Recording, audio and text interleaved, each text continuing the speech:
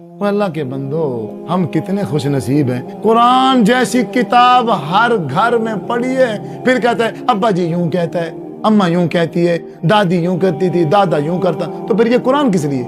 تو اگر دادی کے طریقے پہ چلنا تھا، اماں کے اور ابا جی کے طریقے پہ چلنا تھا، یہ قرآن کس لیے ہے پھر بھائی؟ یہ پھر صرف جانوروں کے لیے رکھا ہوا کہ جب ان میں بیماری آئے گی اس کو اوپر کریں گے، نیچے سے جانور گزاریں گے، وہ ٹھیک ہو جائیں گے۔ یہ پھر اس لیے ہے کہ اس کو لکھ لکھ کے اس کے تعویذ بنا کے گردنوں میں لٹکا لو۔ یہ صرف اس لیے ہے جب اپنی بہن اور بیٹی کی شادی کرنی ہو، اس کی رخصتی کرنی ہو، یہ اس کو اوپر کر کے نیچے سے دلہن کو گزارو، یہ اس لیے۔ یا پھر اماں جان اور ابا جی جب مر جائے پھر اوپر سے اس کو نیچے اتارو، اب وہ بھی خود کو پڑھنا نہیں آتا، اب کرائے پر مولوی بلاؤ، وہ اس کو پڑھیں گے، رات دن ایک کر کے پڑھیں گے۔ جی کتنا ہو گیا جی؟ 50,000 قرآنوں کو ختم ہو گیا جی۔ اب میری ماں کو روانہ کر دو، میری ماں کو بخش دو۔ کیا آپ میں سے کوئی بندہ پوچھتا ہی نہیں کہ وہ مولوی صاحب یہ جو سسٹم آپ نے چلا رکھا ہے یہ کہاں سے سیکھا ہے، کس نے سکھایا ہے، کس نے بتایا ہے، کس نے سمجھایا ہے؟ ہمیں بھی تو کچھ سمجھا۔ چاچا جی فوت ہو گئے، تیسرا دن تھا، اب وہ مولویوں نے اپنا وہ کارنامہ شروع کر دیا، میں وہاں سے گزرا، مجھے بلا لی، آؤ جی۔ ان کا ارادہ تھا ہم اسے بلائیں گے پڑھنے کے لیے، یہ تو پڑھتا نہیں ہے، یہ تو ختم نہیں پڑھتا نا، یہ کہے گا میں نہیں پڑھتا، ہم کہیں گے دیکھو جی قرآن کا منکر ہے۔ میں بیٹھ گیا جی، انہوں نے مجھے پارا دے دیا، میں نے پڑھنا شروع کر دی، تھوڑی دیر گزری، ختم ہو گیا۔ اچھا جی لو جی۔ اب ایک بزرگ بیٹھے تھے، بابا جی کی طرح ایک بزرگ درمیان میں بیٹھے تھے، ان کے پیر صاحب، اب بھی سارے جتنا پڑھا ہے نا قرآن مجید اس کا ثواب بابا جی کو بخشو۔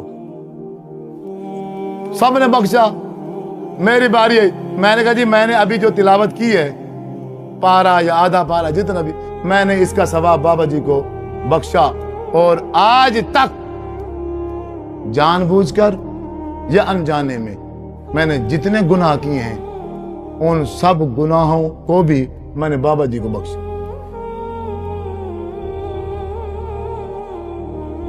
یہ کیا مذاق ہے؟ یہ کیا طریقہ ہے؟ میں نے کہا مذاق وہی ہے، مذاق یہ کوئی نیا نہیں ہے، مذاق وہی ہے جو تم نے صبح سے شروع کیا ہوا ہے، یہ اس مذاق کا دوسرا پارٹ ہے۔ بے جس ٹیکنالوجی کے ذریعے سے تو ہماری نیکیاں وصول کر رہا ہے، اب بھی وہی لگا، اسی ٹیکنالوجی کے ذریعے سے تو گناہ ہم تیرے پاس بھیج دیتے ہیں۔ اگر یہ طریقہ مردے کو بشکوانے کا ہے، اللہ کے رسول نے کیوں نہیں بتایا؟ اگر مردے اس طرح معاف کر دیے جاتے ہیں، 1,36,000 صحابہ نے کیوں نہیں کیا؟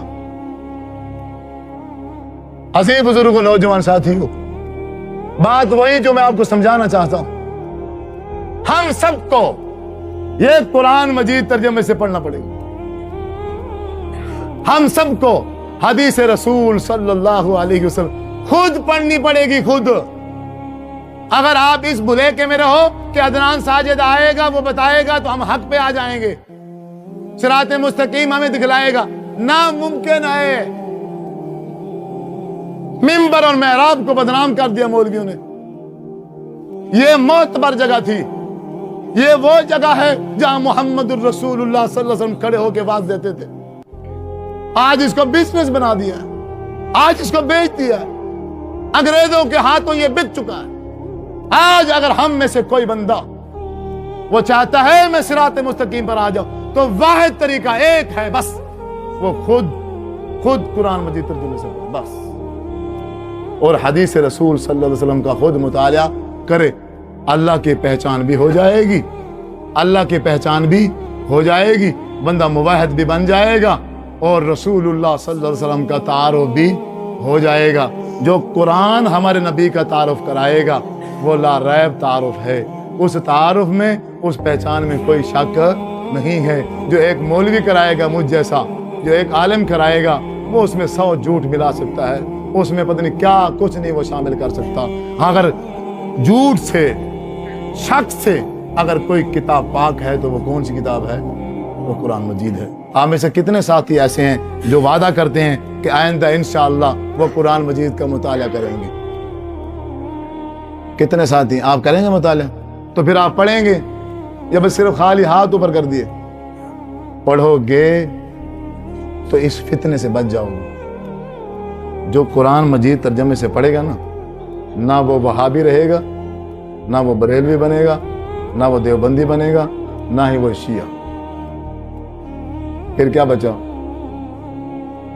مسلمان بنے.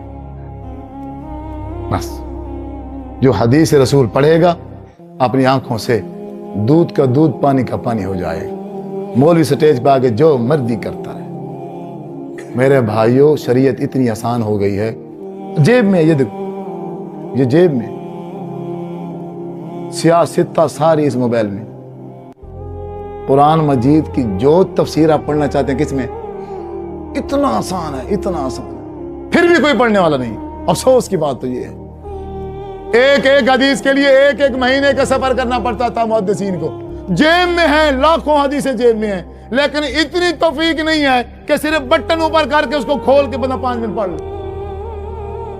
نماز کیسے پڑھنی؟ نکال لو. وضو کیسے کرنا ہے؟ نکالو حدیث. زکوٰۃ کیسے دینی ہے؟ حدیث نکالو. مجھے فون کرنے کی ضرورت ہی نہیں ہے. کرو گے آپ؟ ایسا نہیں کرو گے. جو کرے گا اس کی یہ دنیا بھی بن جائے گی، آخرت بھی بن جائے گی. اللہ تعالیٰ سے دعا ہے اللہ رب العزت جو سنا ہے اس کے مطابق عمل کرنے کی توفیق عطا فرمائے.